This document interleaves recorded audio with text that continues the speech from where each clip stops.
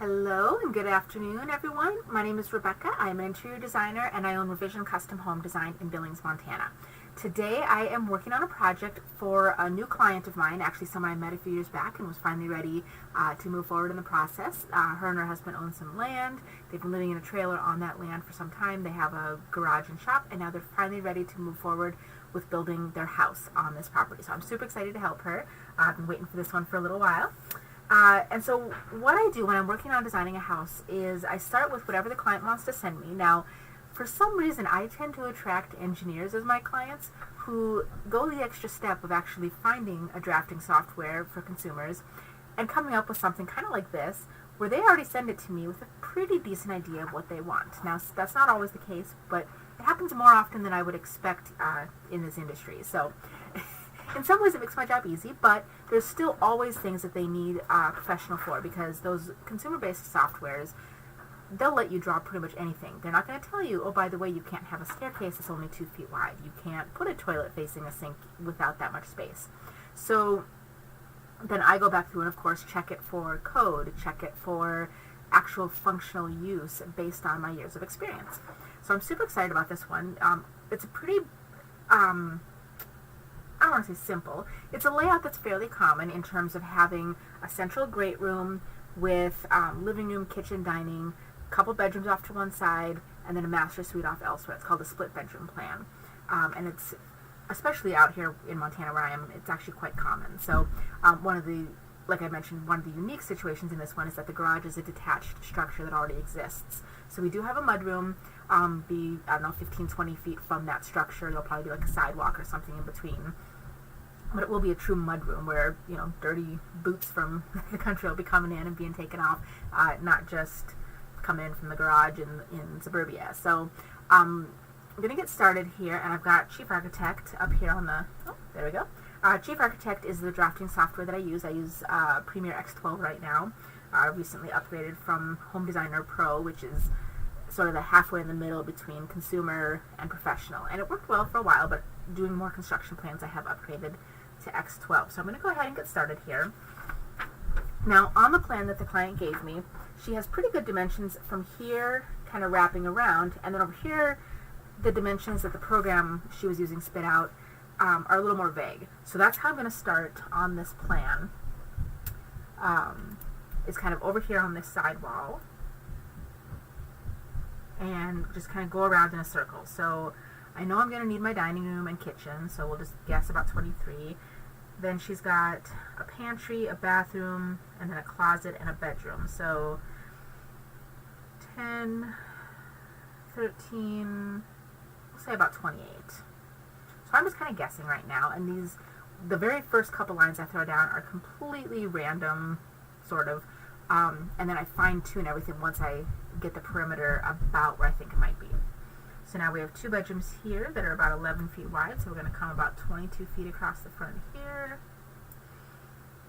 We're going to come back about, say about 16 feet, give or take.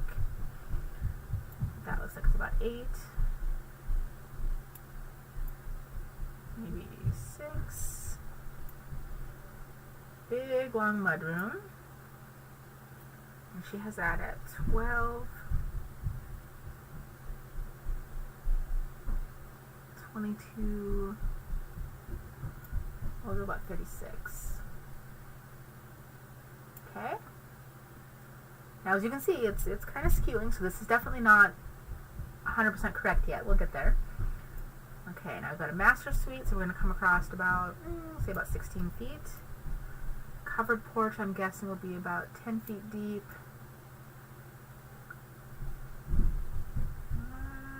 We'll say 20. This matches, and then we're going to come across to here. So that's actually not too bad. I'm going to drag this so it connects, and now we have a perimeter. So now what this shows me here, it auto-calculates the living area within those 4 walls. Now if I had a garage as part of this, I would have to go in and manually exclude that from the space, but I don't.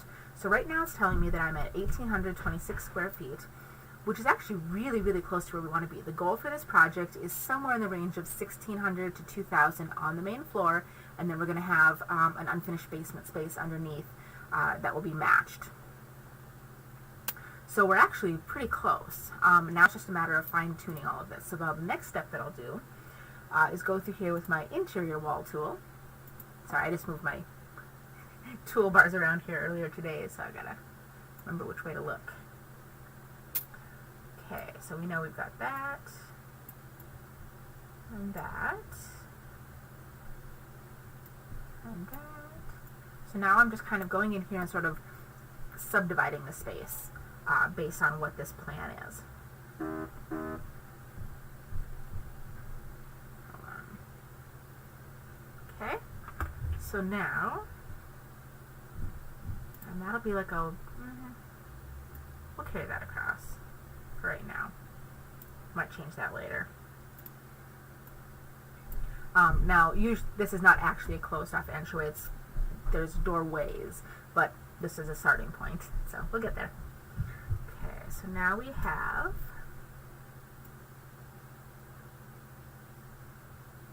the bathroom there. So there's kind of this little hallway back here. And then she had originally drawn these closets in here, but we actually, during our meeting, we end up, I'm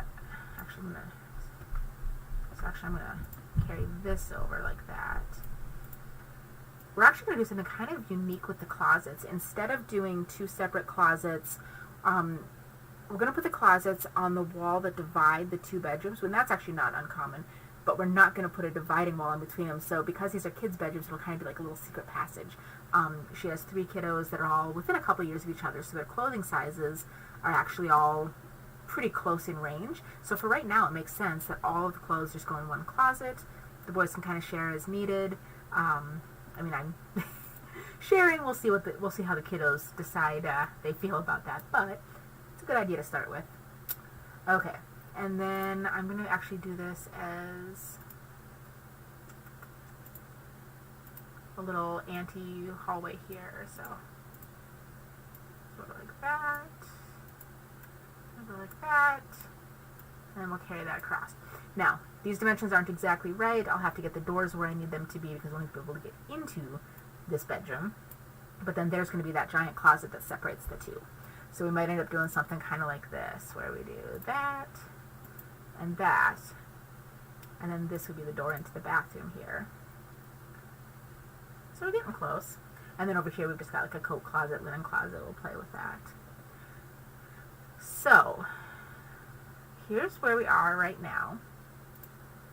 And I'm going to start going through and laying out what rooms are what so that I can see what I've got space-wise and dimension-wise. So I'm going to go ahead and label these rooms. Always double-check, make sure showroom label is on if that's what you want. That's going to show me the dimensions. Over here we've got master bath.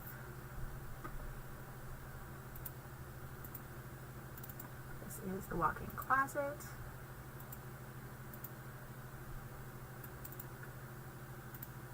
This is entry. This will be 1 bedroom. Actually, this will be bedroom number 2, we'll call it. And this will be bedroom number 1. Now, you can go in and manually change the name, so if you wanted to say, you know, I don't know, whatever. What are kiddos' names these days? Well, it's not Bob, Nick, and Joe. It's other names, but alright. Because sometimes I will, if I'm doing multiple rooms, sometimes I'll number them or sometimes I'll label them based on the kiddos in the space. Although in this one we've got 2 kids on a bunk bed sharing 1 room and then 1 kid sharing the other. So I'll just label them 1 and 2 for now. And I'm not going to label the bathroom yet because that's kind of a smaller space. Obviously these dimensions aren't quite right here. So let's start fine-tuning this. So now what I like to do, so I know I'm pretty close on my square footage, which is good. I've got about just shy of 200 square feet to work with. Now I'm going to go around my perimeter and just like to clean up some of these dimensions. When I start out, I like to have as few jogs in the perimeter as possible, keeping in line my roof. In this case, we're actually going to do a covered porch along the back. So that back line here at the top of the screen, that's actually going to have a continuous baseline for the roof there. So that's going to be covered, so that keeps that part of the roof simple. Again, on the front here, this little inset right there, that's going to be covered entry, and I might actually pull that forward just a little bit to give us some more space. So that keeps it a very simple roof line. The second thing I like to do is I like to use increments of 2 feet. Now I will go down to 1 feet if I have to, maybe even 6 inches if there's a very specific need for that. But ideally I like to go with 2 feet. A couple of reasons. Number one, I like round numbers. Number two, building materials, lumber, all of that stuff comes in 2-foot increments. So why design a house that's 23 feet when the builder's just going to have to buy a 24-foot board, go out there and cut every single 24-foot board down? You can't do anything with those 1-foot stubs. You know, little things here and there, but really not enough to make up for it. You're already paying for a 24-foot board, so your material costs are basically the same as if you had made that 23-foot. And you've got the labor cost of having to cut down a 24-foot board. So whenever possible, I try to start with 2-foot increments. So where it makes sense, I'll go around the perimeter and I'll start to kind of fine tune these, and then I'll go back and double check all my rooms, make sure that the sizes are about what I would like. Now, when I go around the perimeter, I pick a starting point, and then I go in a clockwise pattern, so that way I'm not undoing the work that I've done already. So right here, we're going to go with 16 foot. Here we're going to go with 10 foot. Here we're going to go with 20 foot. That's already 10 foot because we had lined up that before. This one here, I'm going to go up to 16 foot. Now we might drop that down to 14, but I think we might need that space in the dining room here. So now we'll start with 48. This might be where I add a little extra space here. See, and we've already gone up to 1,900 square feet, so I've got to be a little careful here. I don't need that dimension. I need to know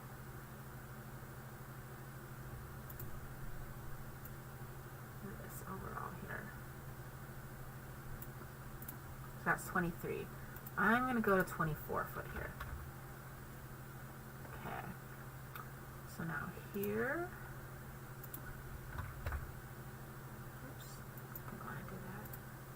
Oh, I see what it did. Okay, it's going off that interior. I don't like it when it catches those interior walls. So I'm going to, let's try 16 foot.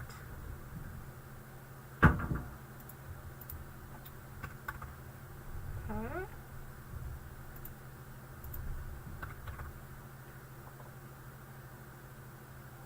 And that works out, and that works out. Cool, so we've got nice even numbers all the way around. I don't need that. And I'll go in and fine tune all the dimensions. These are just auto dimension lines that give me a good starting point. We'll tweak it later. So as you can see, when I did that, all of my little interior walls that I had lined up before didn't quite line up. They don't follow automatically, so gotta carry that over.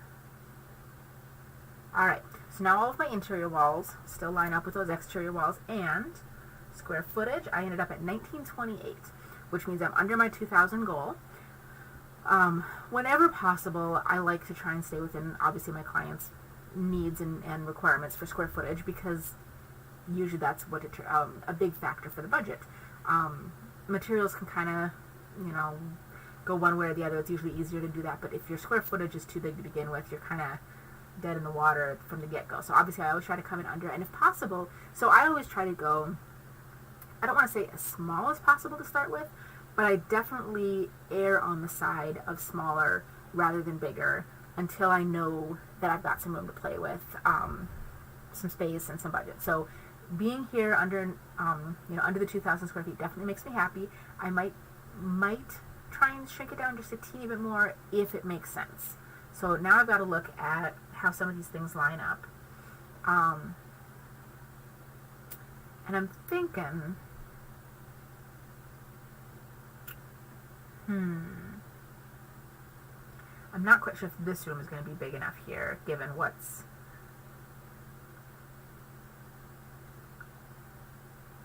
But if I shift that forward, that back wall is what I'm concerned with. I don't want to make that I don't want to bring that out of alignment, and I don't know that I can necessarily bring this wall in and still have it fit what it needs to do. So right now I'm going to leave that alone.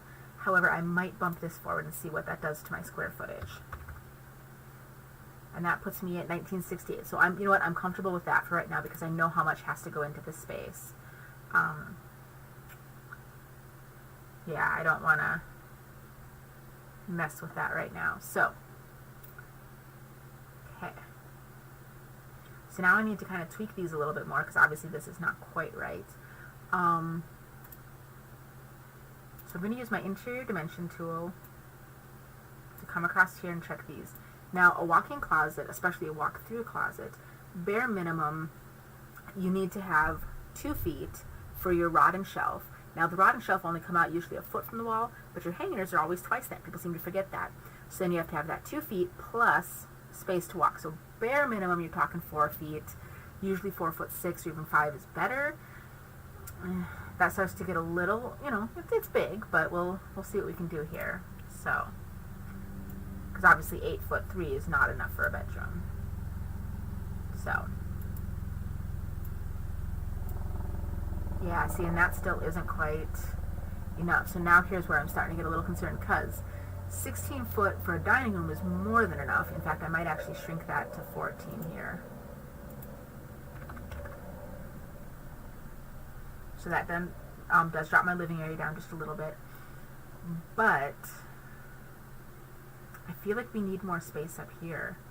And if I push this side wall out, that's going to dramatically increase my square footage. Because if I go out 2 feet, that's almost 100 square feet that that's going to add, which will put me over 2,000.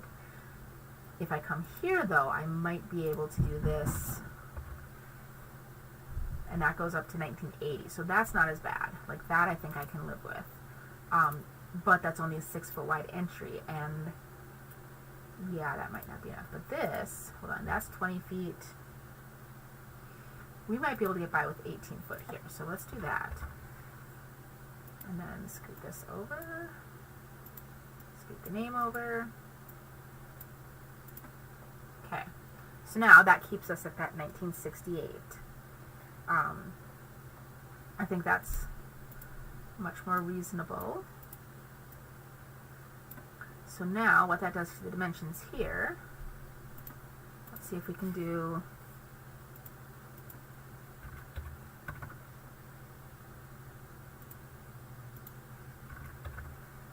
nope, 10'1". I always do that. There we go. Now the reason I do 10'1" and not 10 foot is, or with any of my dimensions, is the way that I have my default set up, the way that Chief Architect starts out, unless you change it, is it puts the dimension line for interior dimensions at framing to framing. So when a contractor is going in and building this space, he knows where to put his framing, and then the drywall fits on top of that. So the finished dimensions, you'll see this discrepancy here where it says the bedroom is 10 feet wide, but my dimension line shows 10'1".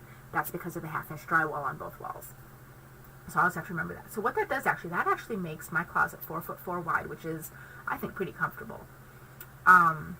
So what we can do here, I think that actually works pretty well. And 4'4" is plenty for a hallway. We definitely don't need that any bigger. So that gives me 2 bedrooms that are 10 foot by almost 14 foot. And I don't know that I can go any less than that just because these doors here, hold on. I mean, I can only get about 13.8, so there we go.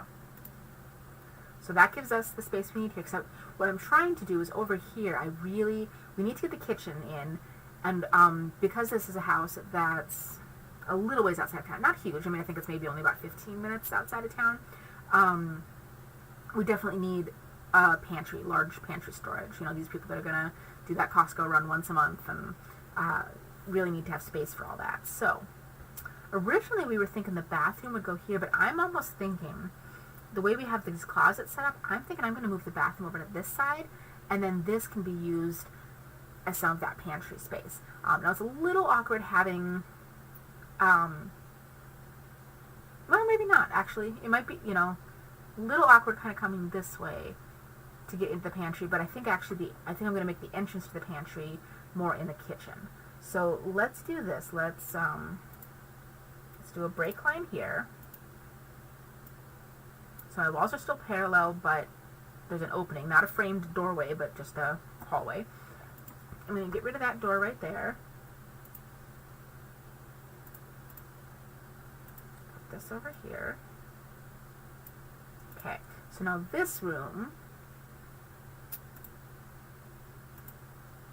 is pretty good. So obviously it's 10 feet long, which is huge. We don't need all of that. And 7'4". So what I'm going to do here, I don't need all of that space. Ooh, here we go. Okay. Yay.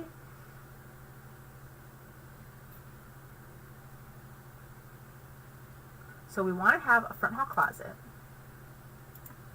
And that was originally one of the things that was in this plan.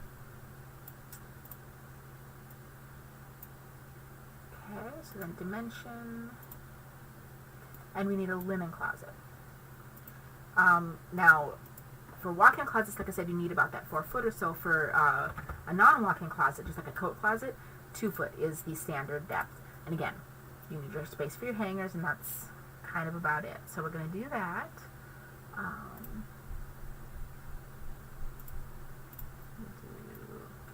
And I always show closet doors as partially closed because they are going to be closed most of the time, so you just need to indicate that it's there. If it's like a bedroom door, that's going to be open 99% of the time, at least in the daytime. So I like to be able to show that so people know that for traffic patterns, to anticipate that that takes up space, obviously. So now, dimension. 7'8". So that's, okay, let's see here. Might be able to do this here. Hey, Mama. Hi. Can you please this? Okay, here you go. All right. So what we need to get in over here is a toilet, of course. Standard. We'll need a toilet. We will need a shower.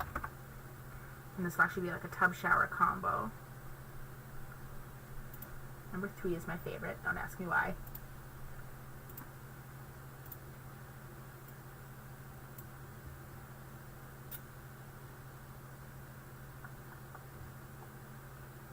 Okay, so maybe we'll turn that.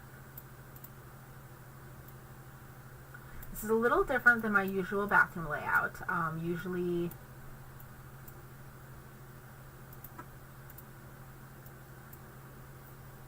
oh, not quite enough room there.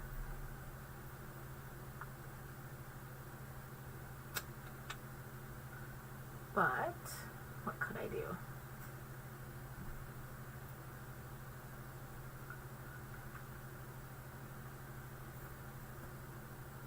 Okay, well, this doesn't need to be as big as it is.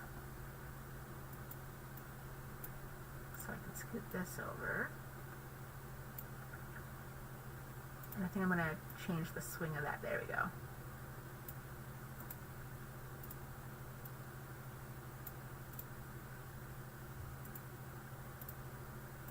Rotate this. Nope, still not quite.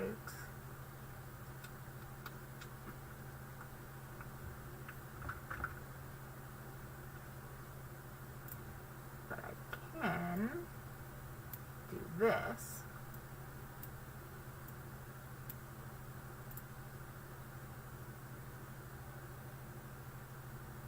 Aha, there we go. Okay. Mental breakthrough.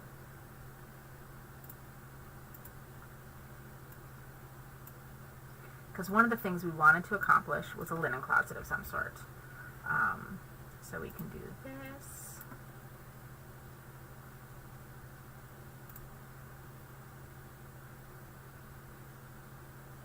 I'm going to angle that.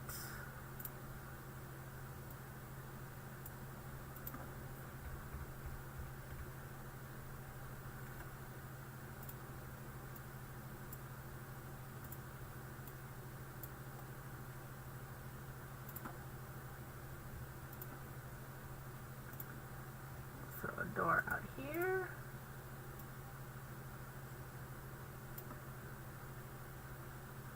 And then we need a vanity cabinet. And when I'm working on home plans, I always turn off the cabinet label. I know what dimensions I put in there, but having all those numbers on there just confuses people until we get to that point where we're wanting to do that. I'm going to change... yeah, we'll leave that. Okay. So generally I'll start with 27-inch sink base. And then... because I personally kind of like offset. Yeah, no, alright. Kind of an asymmetrical look. So actually, let's put the 27-inch base further this way.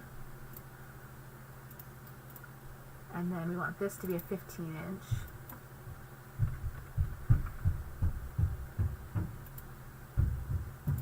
And then I'm going to customize this just a little bit. I don't want that to be a door. I want that to be a drawer.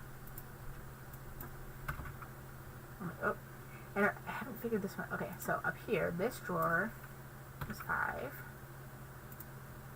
That blank area becomes a drawer. And then that's a drawer. So there we go. We have a 15-inch wide sink base.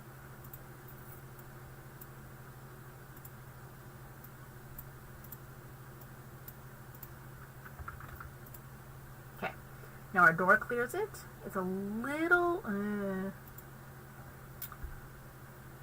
not a huge fan of that right now. Yeah, I am not liking that. Okay, so what I can do, just to kind of make this a little bit better, I'm going to make this a little smaller because you don't need that big of a door on a linen closet. So I'll make that a 24-inch door. I'll scooch this over a little ways. And then I'm going to go like that. That's much more manageable. And I kind of like the symmetry that's going on over here. So, I mean, if we really felt like we could actually angle that one, maybe that's what we'll do.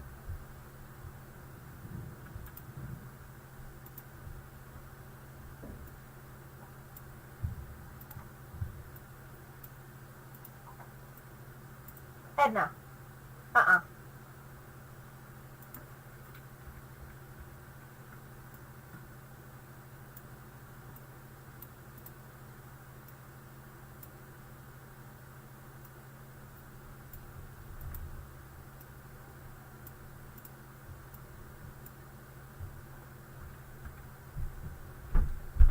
There we go. So now that is symmetrical. We ended up with a slightly deeper than average linen closet, so we'll call this... I'm going to use the tool to tell it it's a closet, but I'm going to rename it as linen. Okay?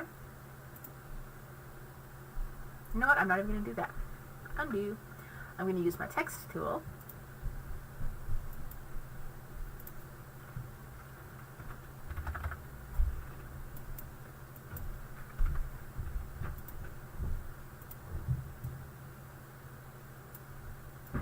There we go.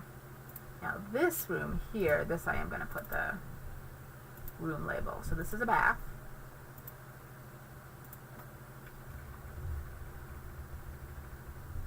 Okay. And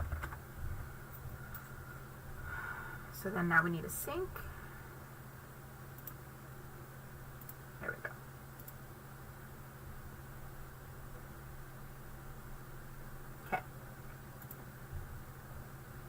So we have a front hall closet, we have a linen closet.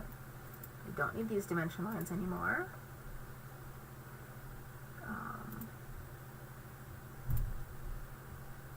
New doorway here. And we're going to do, so 7 foot. I might change that to be just totally open, but I don't know, I kind of like the client, one of her requests was a ceiling with character. So that's either going to be some sort of a vault or coffered ceiling or something like that. So by creating sort of a defined perimeter, that makes it a little bit easier to come up with those details at a later date. So I might end up doing this as a doorway as well, just so it has some continuity there. And I guess we'll do that way for now. Let's see if we can do, yeah, we've got space there. Okay, so we have a hallway, we've got bedrooms. Let's adjust these dimensions here real quick so that, because I don't need that line anymore.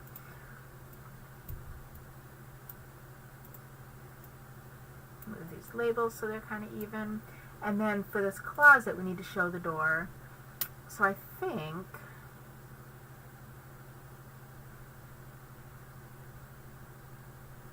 and I don't want to make it, I want the closet to be big enough so that in the future, if they sold this house and someone didn't like the idea of the shared closet, they could put up a wall and still have two appropriately sized closets in this space. So I don't want to make it too small. So I think I'm going to do one here. So I'm not, like I said, I'm not locking myself into a future thing. So I'm going to put a wall right here, and that would still be a, you know, decent sized closet for a bedroom.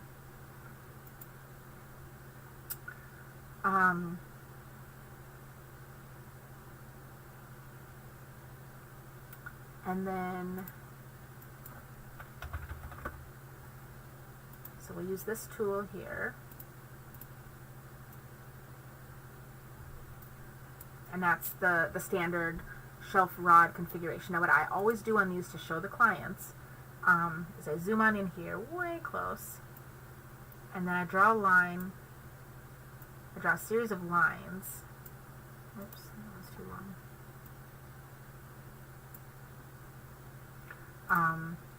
Just shy of the 2 feet mark.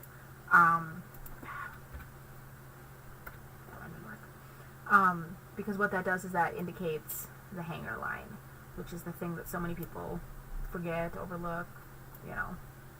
Which is easy to do if everyone's being told, oh yeah, here, this template is a closet. Well, surprise, surprise, I've been in some extremely narrow closets. So there you go. So now, and I'm actually going to make that door just a little bit less. I'm going to make that a 28-inch door. And same with this one. Okay.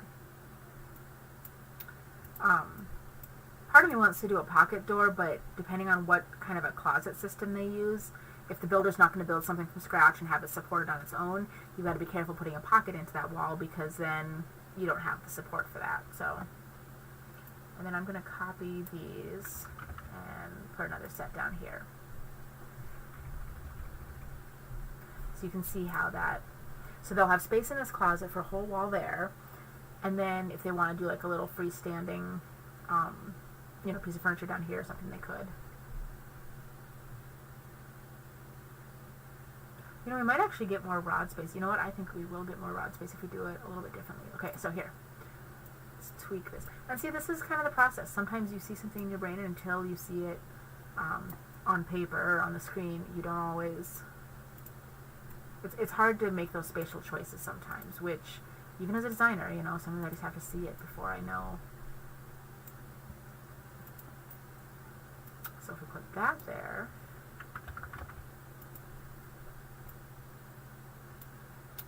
and then we scoot this. Okay. So then, if we move this,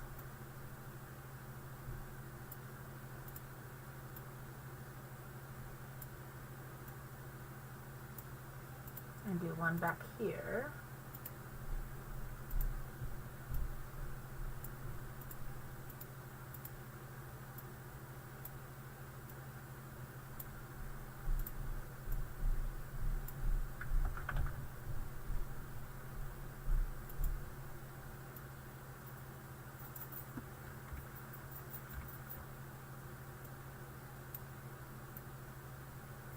All right.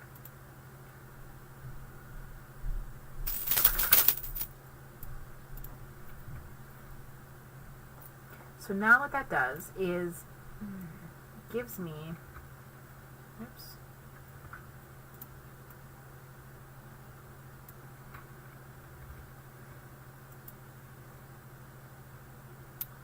that actually gives us a little bit more linear rod space. I don't know, I kind of still want to change that into a pocket door though. So actually, if we do that this way, we could, because the builder could do a vertical support there.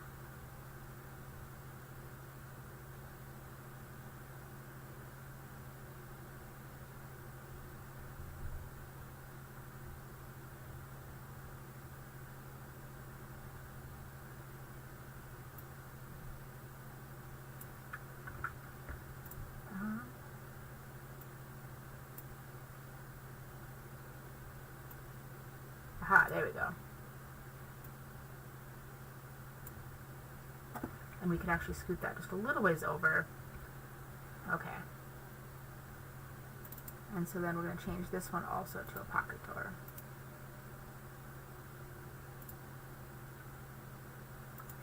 Now I'm going to change the swing on this one also because, there we go. Got to have space over here for light switches and whatnot. So again, we can kind of move this over just a little ways. Show that closed about halfway.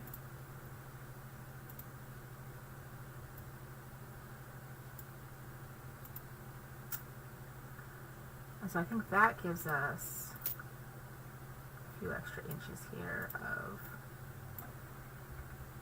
there we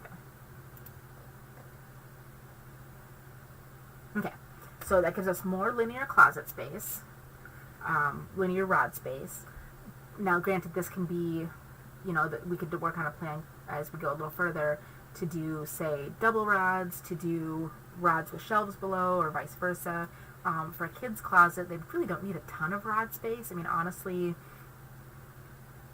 those two on the end could maybe be rods, and then you could do a big giant shelf unit. So there's a lot of different ways we can configure this closet, but this still gives you the option that with all you'd have to do is undo this one little section right here. You could very easily run a wall across it and turn this into two closets in the future if a future buyer wanted to. Okay, so we got a bathroom for the kiddos. So the three boys will be sharing this bathroom. It'll also be, of course, the one closest to the kitchen, but there will be a powder room on the other side of the house for guests. But the nice thing that this does, that the previous version of this plan didn't do, is it gives me this much extra space to use in my kitchen plan. And I'm really excited. Edna, what are you doing? Get over here. Edna. Edna. Come here. Good dog, bad dog. Alright, so what that does is the original kitchen, when the client sent to me, basically she just had an L and told me to figure out kitchen. Edna, what are you doing? Hi, Shreddy. Go. Dopey dog. Love her, but yeah. Alright, so we're doing good. Okay, awesome. So, but as the clients and I were in our meeting the other day, we were talking, and she was like, you know, there was this, we almost built a modular house, or had a modular house built for us, and the kitchen was really unique. Shush. The kitchen was really unique, and she showed me some pictures of it. And obviously I'm not going to copy someone else's work, but there were some elements of it that were actually really neat. You need to sit. Sit. Lay down. There were some elements of it that were really neat, and part of what I liked is that, I don't know if you can see this, it's kind of a U-shaped kitchen, and the pantry sort of shields it from this great room. So even though it's a very open concept space, parts of the kitchen are kind of concealed from what's going on in the rest of the house. Additionally, there was space for this large walk-in pantry. And as is becoming slightly more popular these days, it even had a hidden front, so it looked like a full-height pantry cabinet, but instead you open those pantry doors and you walk in and you're actually in a separate room and not just one of those 24-inch deep pantry cabinets. So, yay, I'm super excited. I think I can use some of this similar to the way this plan is looking. So I'm really, really excited about this. So I think what I'm going to do is I'm going to open this up like that, I think. Move my toolbars. Okay, yep. And come down here like this. Because all I need over here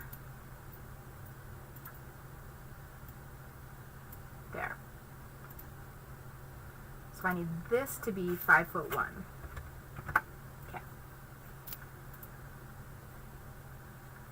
And that's not quite the dimension. This other one was more like 7 feet. 7 or 8 feet probably.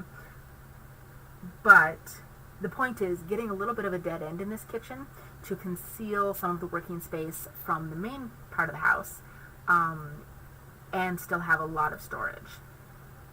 And I might not actually, I might not even come back this whole way. We'll have to see. I might end up using some of this. We'll have to see how this ends up working. Because there's a couple things we could do here. We could either, where this wall comes across, that could be the wall where we do the fake cabinet fronts, to where that's the entrance to it. Basically right here would be the entrance to it, or somewhere on this wall, one of those two spots.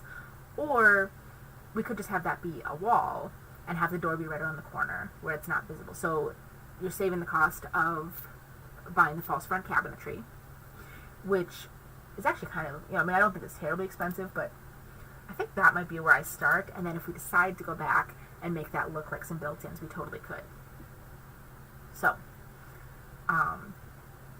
but this actually gives us a little extra space as well, because if we did the other way, we'd be doing a cabinet out here, so we'd lose a few feet here, whereas here we just have the whole entire space. I'm going to call this closet because there's not a one preset for a pantry. Oops. Gotta have my caps lock on. Alright, so now we've got this awesome pantry. And I'm not going to do heights of shelves, but I am really quick just going to show. And what I generally like to show is an 18-inch deep shelving along the back wall, and then 12-inch deep shelving on the other wall. Now, maybe it makes sense to do 18, but honestly, 12 is going to be pretty good for most of your things like cereal boxes and canned goods. The 18-inch section is better for things like if you buy a case of water, or if you've got big giant jugs of things. So again, having those bulk items available in this pantry is going to be awesome, but I think that's going to be a good layout for it. So we'll start with that. And then this out here ends up becoming, you almost end up with almost like a galley kitchen, and then an island, which is kind of cool. So it'll look kind of different. It'll look interesting. I think we might still do some cabinets on this wall, like this, but instead of recessed into the wall, they'll be sticking out a little ways. So let's do that. And I'm going to scooch those over just a little bit. That, okay. We'll put some upper cabinets. So that could be like a little workstation. Okay, and then 1, 2, 3, almost 4. Okay. So here's where we're going to start to have an island. The client does want space for kiddos to sit, eat, have some bar stools and stuff at the island. Might not come out that far. We'll play around with this. And I might end up rotate. I don't know. We'll see here. This might be a fanciful creation. This kitchen might end up feeling too long. So we'll see how we feel about this. I mean, and if anything, if I can get enough kitchen out here, we can make this whole entire space pantry, and that could be awesome. But for right now, I think I'm going to try and save this as sort of hidden kitchen, because I think that'll look cool. So, and the only thing then is, what do you do with that corner? So, I know there's a Lazy Susan in here.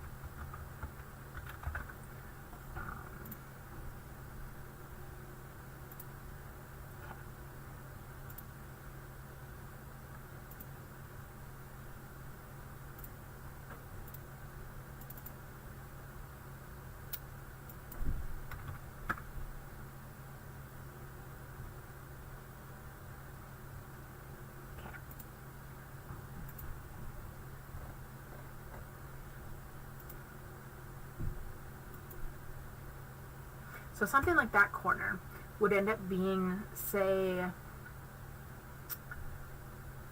you kind of want to hide a few things. So maybe that corner would be more like where you have, we'll start with having maybe a sink here. So we'll have a little, maybe we'll do like a little 12-inch base there. We'll do a 24-inch base here with, say, a dishwasher. Put that in the base. Then we'll do a cabinet here that's 36 inches. And this will be our sink. So we want to do, we'll do a double, I think it's that one.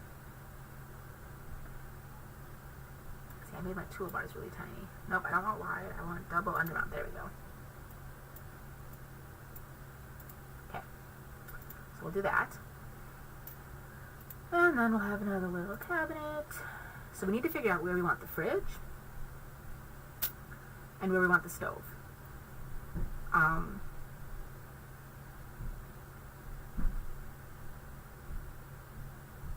wonder if we've got enough space there to do the stove. But that might be kind of awkward. I don't know. I think that, okay, here we go. I think I figured it out. Gotcha. So I'm going to get rid of this. Okay. Because everyone needs access to the fridge, so we don't want to hide that too much. But I do want to frame it out so it doesn't look like just a plain old fridge hanging out there on the wall. So I'm going to do full height cabinet.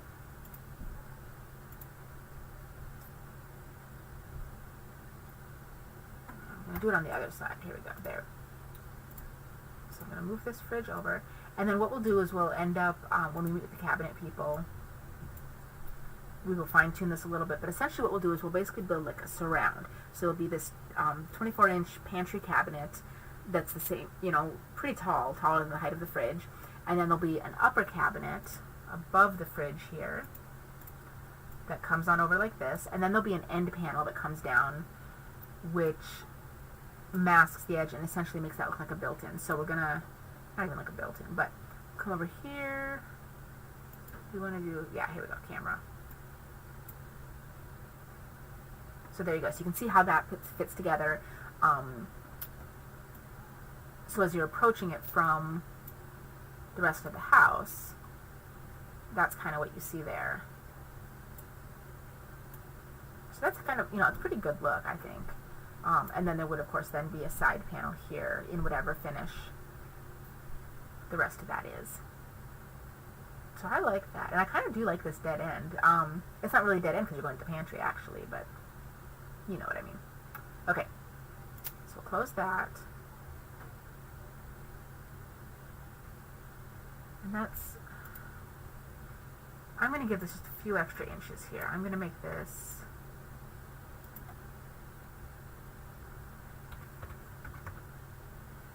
okay.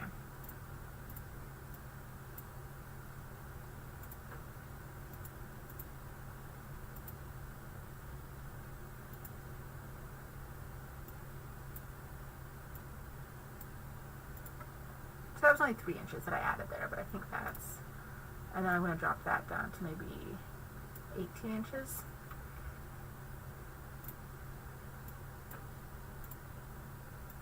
Because I don't want that to feel crowded, so there we go. So that'll make that feel just a little bit bigger. Okay, so we got the dishwasher and the sink kind of back in the corner.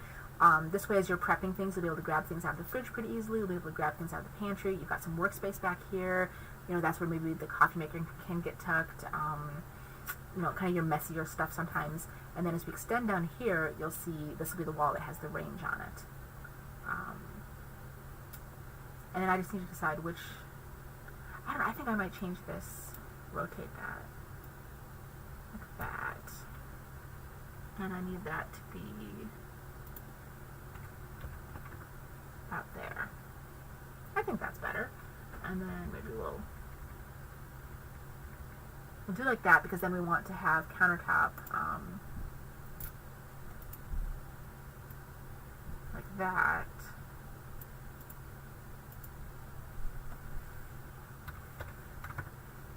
Yeah. Okay. So then you'll have space next to the sink. Maybe we'll do one more. And then we need a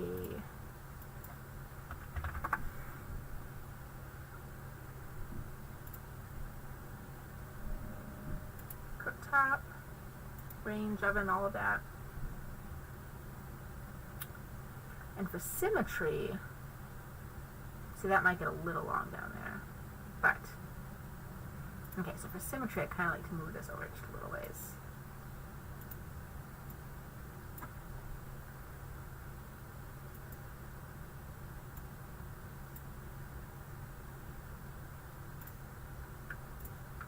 So I'm going to scoot that for now.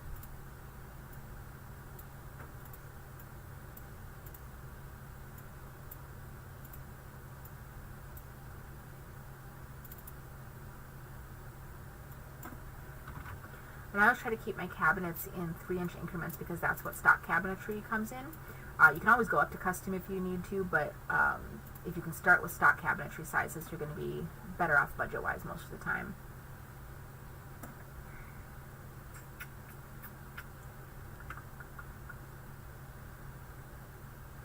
Okay.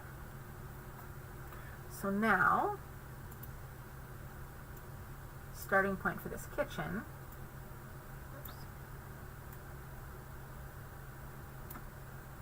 Okay,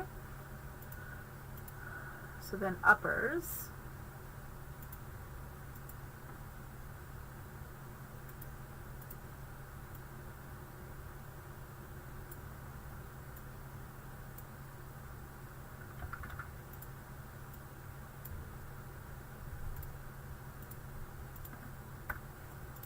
nope.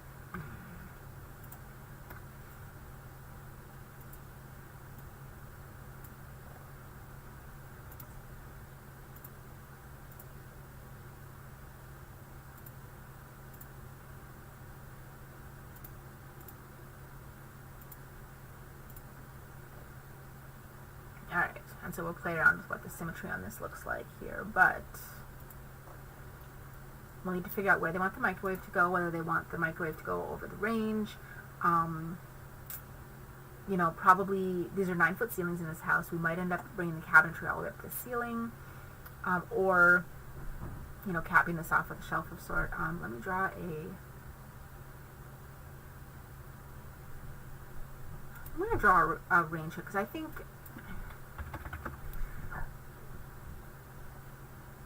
we'll probably put the microwave maybe a little further back in the corner so that that's not as visible.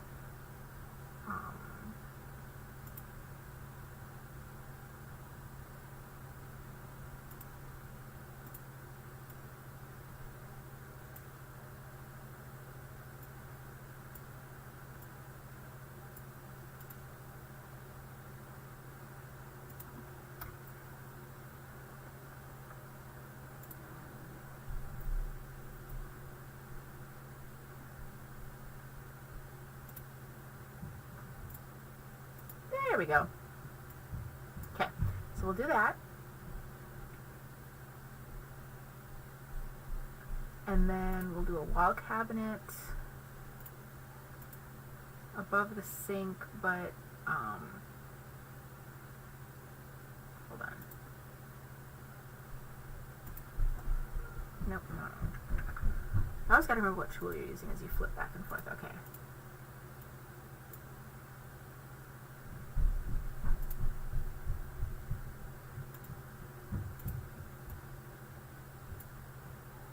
Because you want to have some space, so maybe, you know, maybe you'll have a little bit of shelf or even just some artwork there, and actually maybe that's where we'll play around with some heights.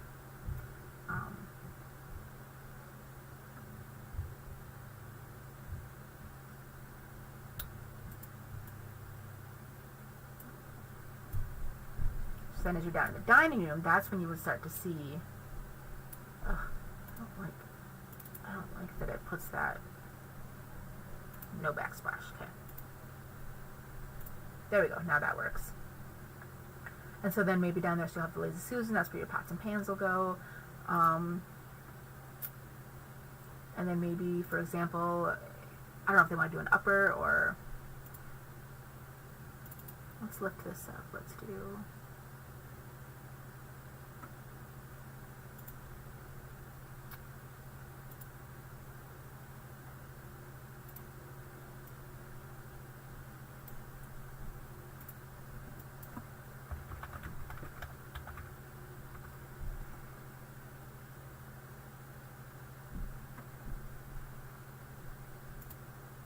So I'm going to show an over-the-range microwave here, but we might end up doing something different.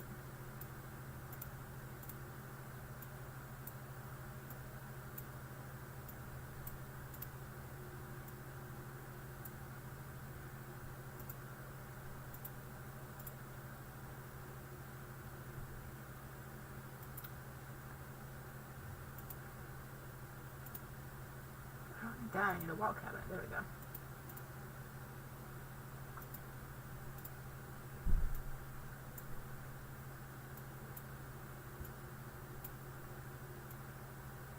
There we go. That's not too bad. And actually, it won't necessarily be... Here, we're going to drop that down just a few inches. Because that'll actually be... There'll be like a shelf across the bottom.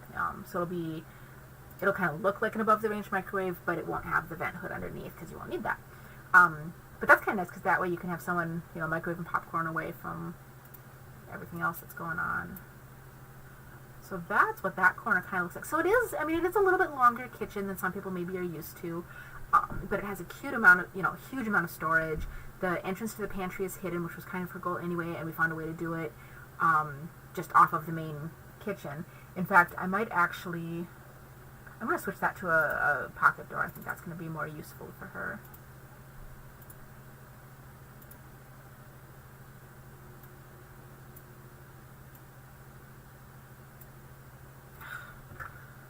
This new, when I switched programs, when I upgraded to the new version of the X12 versus Home Designer, some of the grab holds are just a little bit positioned just a little bit more differently than I'm used to.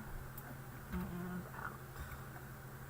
So, anyway, minor detail. Okay, so that is our kitchen. So this, it's kind of a long wall. Let's get a dimension line here real quick. End to end, we're looking. It's 20 feet. But that's not. I don't know that that's that bad. You've still got a pretty decent. Your main work triangle, your range, your fridge, and your sink are all really close to each other. You've got a clear traffic pattern. You've got a nice 3.5, 4 foot wide entryway or walkway. You've got space for stools at the island there, and that's a great workspace out in the open.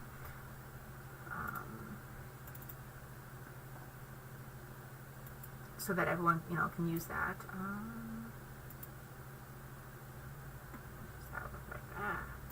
See, I'm not used to this, having this menu over here. Okay. Here we go. I think that's a good one. So we'll do 1, 2, 3. Okay. Okay.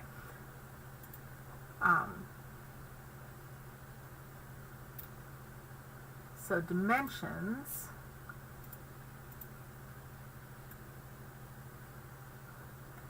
That's about 4.5 feet.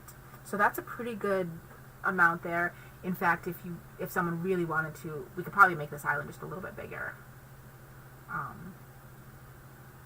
Maybe add an extra foot. And then we've got the dining room space back here. So now I need to do real quick my room divider. So that right there, this right here.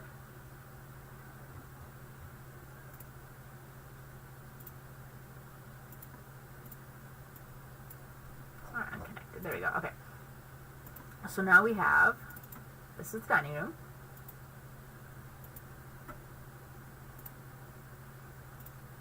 This huge space here is the kitchen. Oops. And I'm going to move that label down. There we go. And I'm actually going to move that, right about to there. Because that's a little, see, that's why I don't like that. Okay. So now that's a pretty accurate, there we go, dimension for how much space you've got in the dining room, how much space you've got in the kitchen. You've got this awesome pantry, hallway, and then this right here becomes the great room. And they did update this one. There used to not be an option for great room. You used to have to just use living room and call it the great room. But now there's a great room. Okay. So now we've kind of got that half of the house done. And we're not doing too bad on time either. I think I don't even know. I'm not looking. I should be looking. But, alright.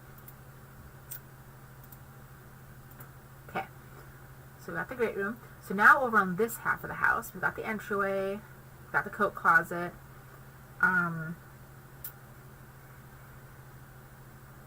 We need to have this entrance to the mudroom. Now this was a discussion that the client and I had. Again, we kind of wanted to do like a pocket door or something.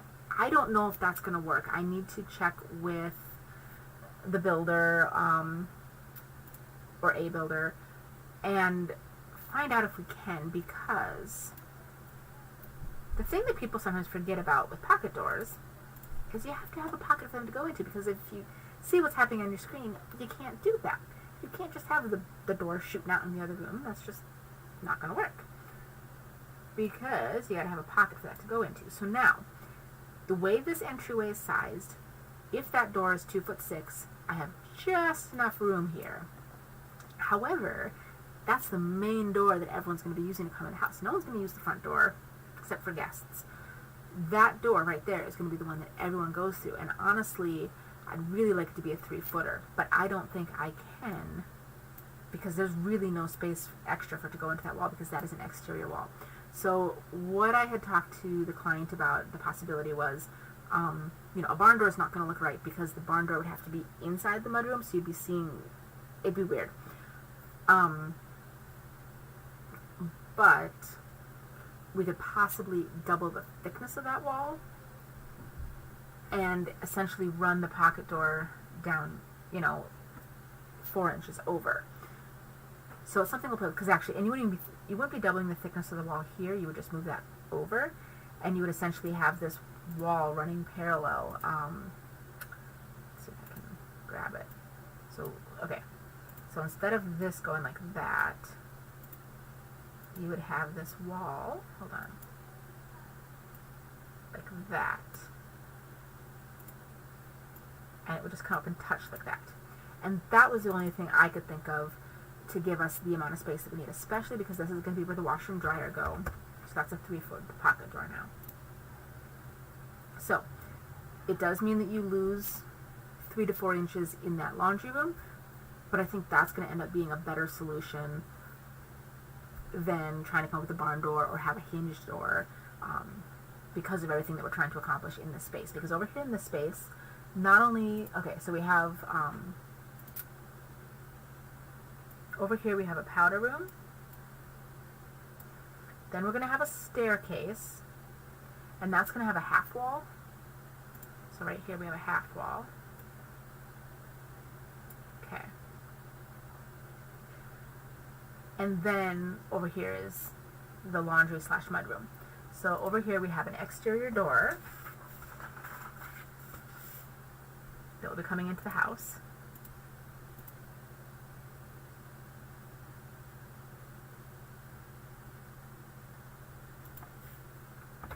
And we'll play around with the exact sizing here, but okay. So now we need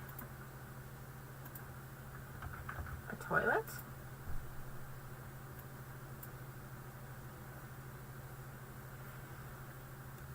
Okay. Now, in the client's first draft of the plan, she had the toilet and the sink opposite each other. But I think for the way we're going to do this stairwell, we might be better off to make this powder room just a smidgen wider and have the vanity and the sink next, or the toilet and the sink next to each other. So, we're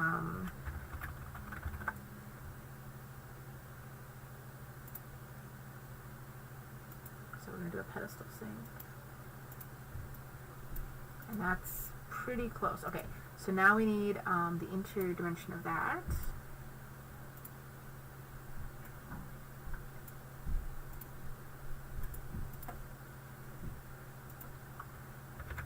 So let's do that, 5'1".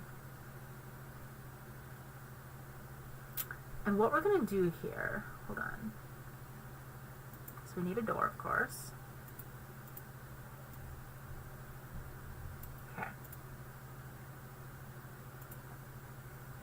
So that's not a terrible sized powder room. I think I'm going to change the swing of this door. There we go. And then this over here, the client, we had this really cool idea. And that, interestingly enough, we actually both had this image somewhere on a Pinterest board. We're trying to make the most use of this space as a mudroom, as a laundry room. So what I think we're going to end up doing is we're going to talk to the builder about on this half wall that divides the staircase from the rest of this room, we're actually going to have it built so that it's, say, 9 to 12 inches thick, deep, with a cap on top, and it'll essentially be bookcases, but not bookcases. It'll be space for cubby holes for baskets of mittens and hats and all those things that we need, end to end, and then the bottom will be open for shoes. So it'll still serve the purpose of being that half wall divider for the staircase, which we need. And I want to make that 4'1" for right now. We might end up shrinking it just a little bit, but I'm trying to think, how do I want to show this? I think I want to show this as, I'm going to go, yeah, I think if I do it that way.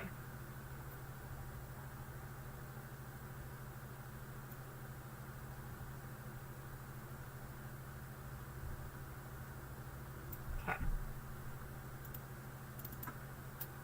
So we want this to be the height of that wall, so we're going to do 36 inches. For materials, we're going to do drywall, I'm thinking.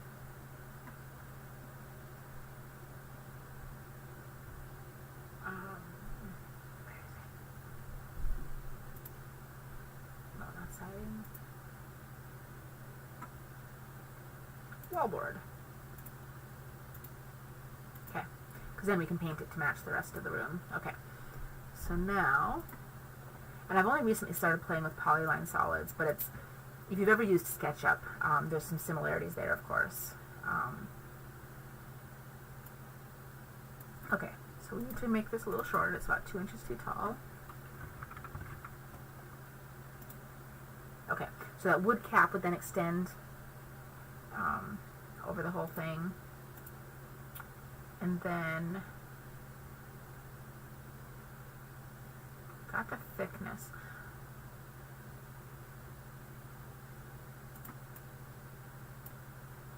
Get back in the room.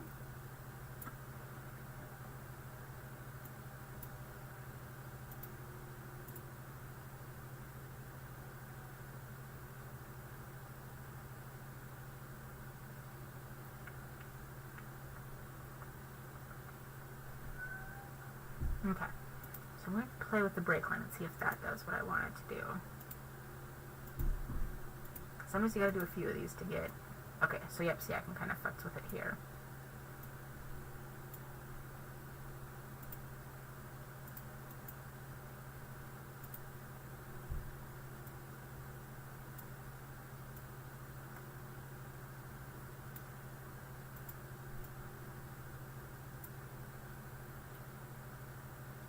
And then I'm going to do a couple different, okay, so I need to do another series of brake lines over here.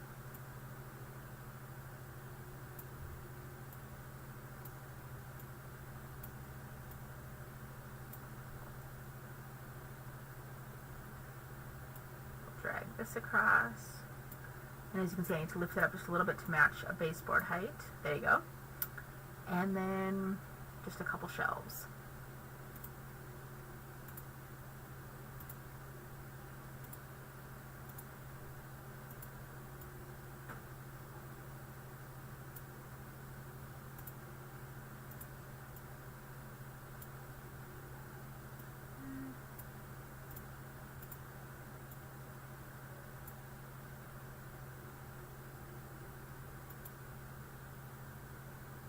And then one more.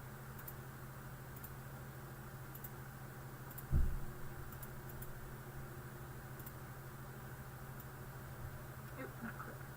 Well, get that straight again.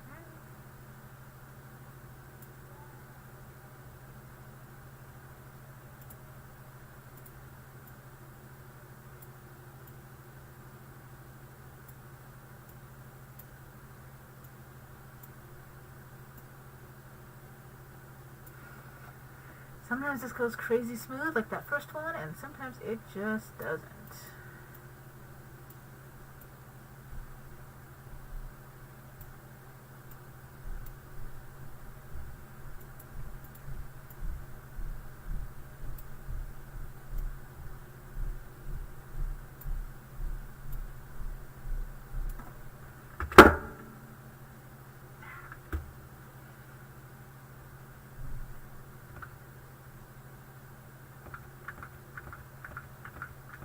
Okay, so I'm just undoing. Okay, good enough. We're just going to call that good. So, alright. So we've got that, and we've got this staircase. And then we just need to know this dimension.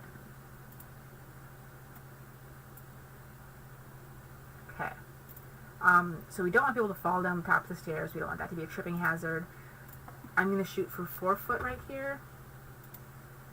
Maybe we'll do something a little different. And honestly, I think this might end up being more like 3'7". One of the positives, or one of the nice things about this is that there is a walkout basement, or the basement is high enough above grade on one end of it that it will be a walkout. So I don't have to worry as much about furniture moving up and down because there's an exterior entrance. So really quick, let's see what that did to our wall.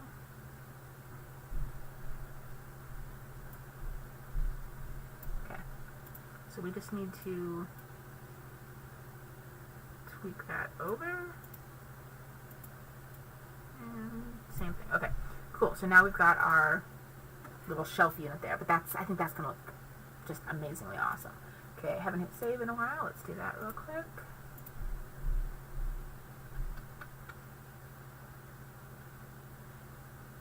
Okay. So, let's get back over.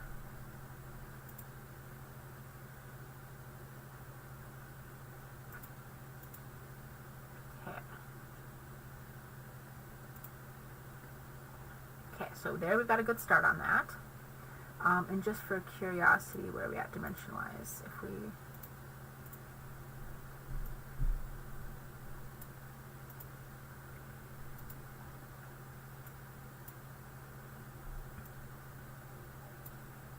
Okay, so that's a pretty decent start to go down. We'll have to double check that because I don't want to, obviously, when we get to the bottom, there's going to be a landing and then it's going to be an L-shaped staircase. I'd prefer to go down and kind of under that powder room, but I just need to make sure I have enough headroom. So that's one area that might be a little bit of concern. But 1968, if we absolutely have to, we can tweak some square footages here and there. Actually, well, I don't want to take any more from this closet. The bedrooms could be a little smaller, but I don't want to take any more from that closet, so I probably won't do anything there. If I change this to just an opening and not a doorway, I could possibly pull that entry wall back a smidgen. But again, it's, you're losing, what you're gaining is barely anything, so it's probably not worth it. Okay, so we're getting close though. Yeah, I think we're getting close on this. Okay, so now over here we decided we want to do washer.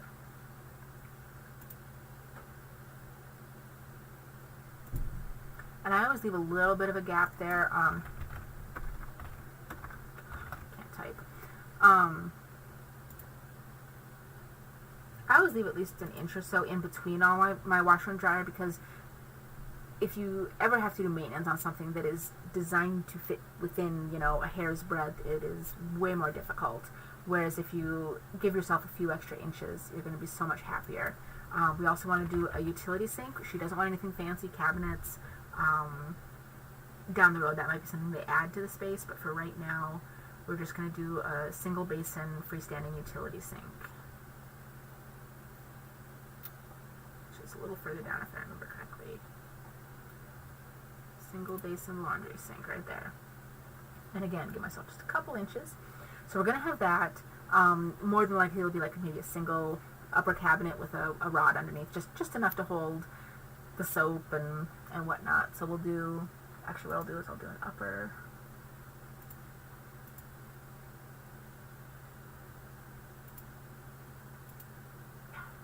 two.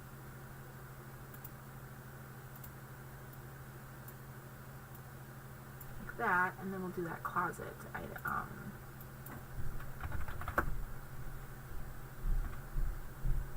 There we go.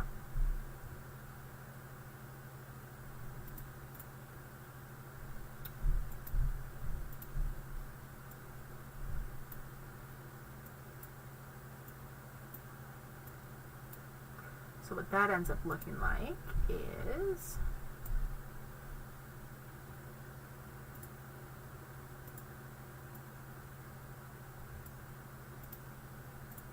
there. And actually this will probably end up being more like,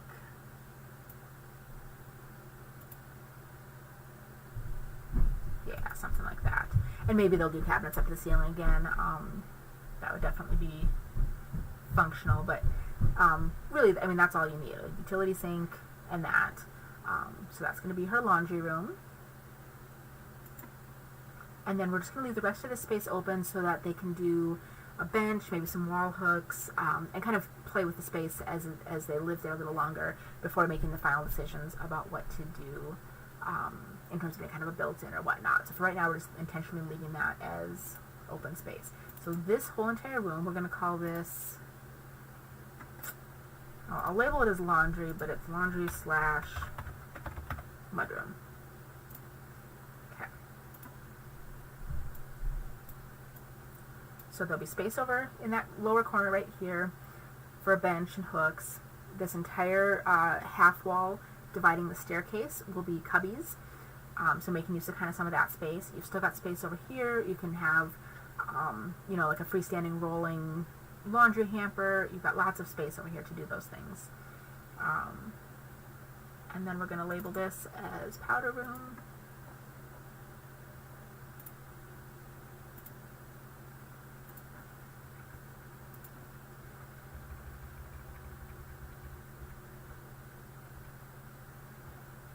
Okay, definitely not the biggest powder room ever, but powder rooms don't really need to be. And like I said, that's the one. I just need to play around with that staircase once I start to get to the foundation level. That might end up changing a little bit. Maybe it makes sense that the powder room is on the exterior wall. I'll just have to take a look at that. But, okay, so now we come over here to the great room and the master suite. Now for that, we are going to have the door opening here. Should be like that. Now, I'm not the hugest fan of having a master bedroom door open right onto the great room like this. If possible, I like to try and carve out like a little nook, and like a hall nook or something. You know, sometimes people are willing to take a little bit of space out of the closet to create that. But when we're cutting it tight on space, sometimes that is, and it really comes down to the comfort level of the homeowner as far as how they envision using the space, what their habits are as far as if they're the kind of people that close the door, if that's a concern to them. So just something to keep in mind. You know, sight lines, especially in an open concept floor plan like this one, sight lines are key, which is why this kitchen is so unique and exciting to me, because you can still tell it's a kitchen, you can still see all the necessary components, but it's not like the dishes are just in your face or something. So there is that. What time is it?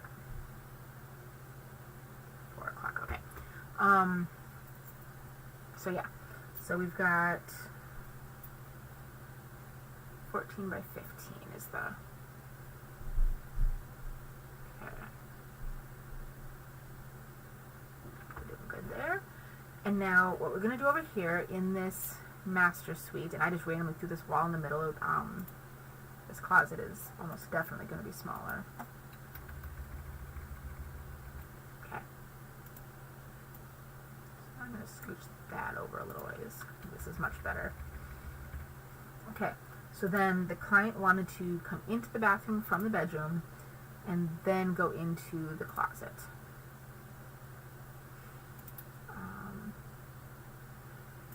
In the bathroom, we are going to do no bathtub. There's a tub, of course, in the kids' bathroom on the other side of the house. And if and when they finish the basement, there'll eventually probably be just a tub shower combo down there. So the master suite is not going to have a bathtub. We are going to do a pretty decent sized shower, basically the equivalent of what a tub shower would take up, 5 to 6 feet in length, with probably dual shower heads. We're also going to do a double vanity for the time being. And this client was not dead set on having an enclosed toilet closet, so as long as it's kind of, tucked out of the way, that's going to accomplish what we want. So, thinking. Hey, Tata, or Mama, Yes. can you help me please get chocolate milk? Ask your brother for help and take Edna upstairs with you. Edna, go. Go. Hey, can Anna go out backyard? Yes, she can. Have your brother help you with chocolate milk. Alright, so right off the bat, generally the simplest, easiest way to do this would be, okay, let's copy the toilet, and then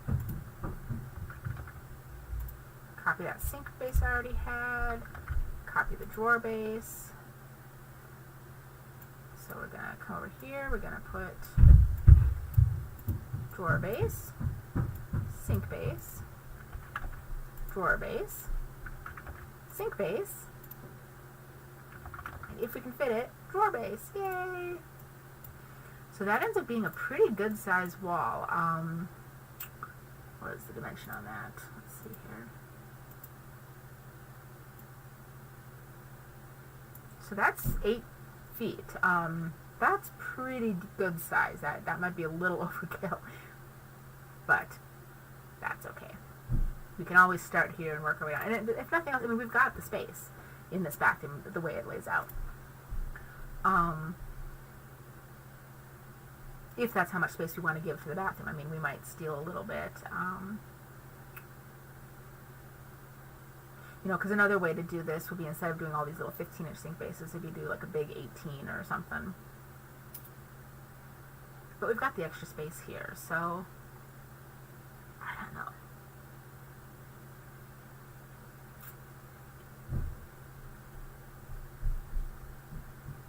Might end up giving this closet some extra space. Okay, so let's scooch this over. I'm going to scooch this door over a little ways too for right now. Shower. And all I'm looking for here is just a basic shower pan. Dimensions is 6 foot by 3 foot, which is perfect.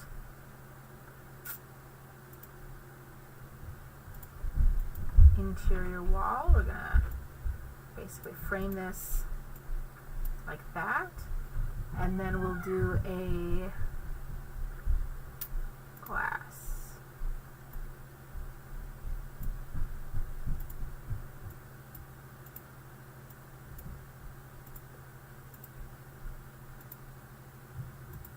Keep that name there. Okay.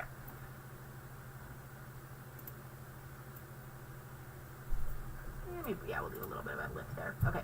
And then we need a door. Shower door will open out. Shower door will be made of glass. Glass slab with no interior casing. And 2 foot, not 2 foot 6. There we go. And then the client can fine tune whether they want it down on one end, whether they want it in the middle. We'll start with middle for now. We're kind of middle-ish. Okay.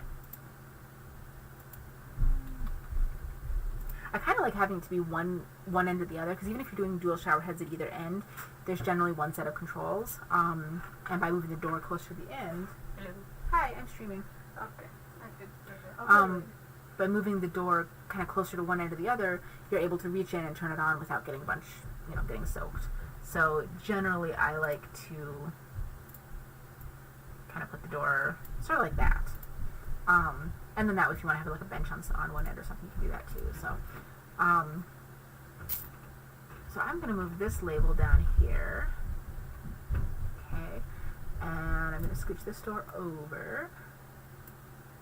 And then I'm going to do a break line, hold on, here, so that I can move that like that.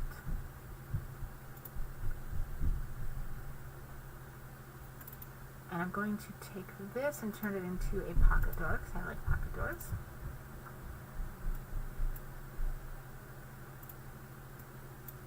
And I'm going to change the swing here. There we go.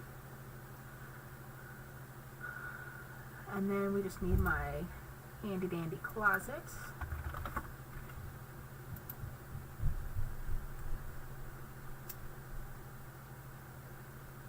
So we'll do, this is a good size, this is a huge closet. This is a huge closet. Okay. So most likely we'll do that. We'll do this. And then using the shelf tool,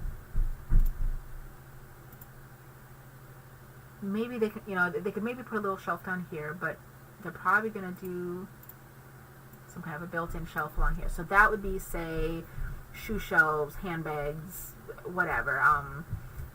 Doubt this family has a bunch of, you know, fancy dress clothes or anything, but there's always use for shelves, more so than rods, but at least we have the option of both.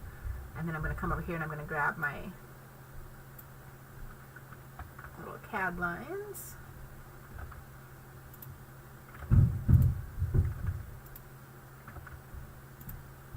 Okay, and we'll throw one in the middle too. Okay, so you can see where all of that possibility is. Well, of course, the client will then go over that with a closet designer and or me or whoever and fine-tune that. That's looking a little tight.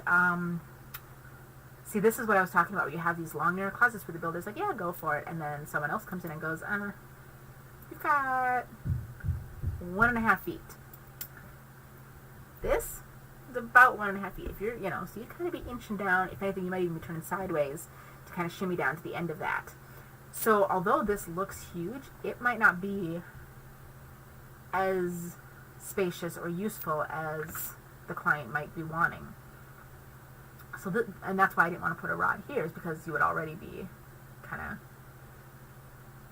squished for space there. So I might, let's see here, we've got 1, 2, 3, we've got 4 feet there. We could possibly shrink that just a little bit. So let's, I don't want to do too much. I don't want it to be too, like, to feel entirely just like a hallway, but if we bring this one over like that,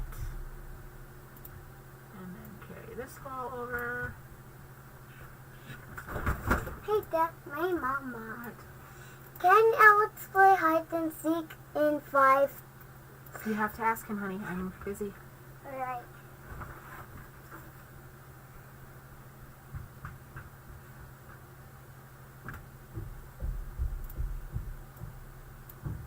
So if we move this wall,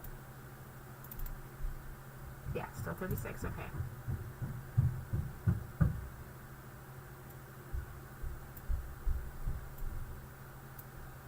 So now what that's done is given us, instead of barely 1 foot 6, that's given us 2 foot 6. That is comfortable enough to walk end to end. It still leaves us with 3 foot 3 here, which is not huge, but definitely better. I might shrink this. Hold on, I think I might have overdone just a pinch.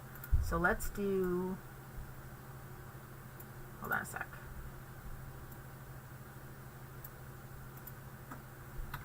Let's do 2 foot 3.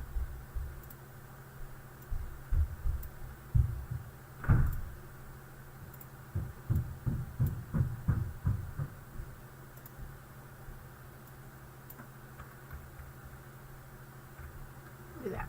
Okay.